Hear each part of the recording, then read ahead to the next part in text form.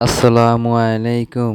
সম্মানিত দিনী ভাই ও বোনেরা, আল্লাহর অশেষ রহমতে আপনাদের চেষ্টায় আমরা আবারও সুদমুক্ত ঋণের ব্যবস্থা করলাম। আলহামদুলিল্লাহ। আমাদের এই দিনী ভাই খুবই ফ্যামিলির সমস্যা জন্য আমরা তাকে কিছু টাকা সুদমুক্ত ঋণ দিচ্ছি। আমাদের টাকাটা সামান্য হতে পারে, কিন্তু আল্লাহর রহমত এবং বরকত আছে। আলহামদুলিল্লাহ। আপনারা সবাই দোয়া করবেন। ভাই, কিছু বলেন আপনি। আলহামদুলিল্লাহ।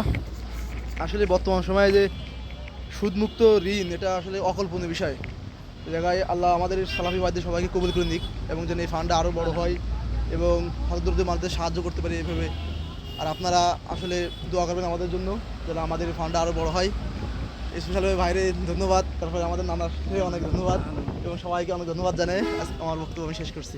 আসসালামু আলাইকুম ওয়া রাহমাতুল্লাহি ওয়া বারাকাতুহু।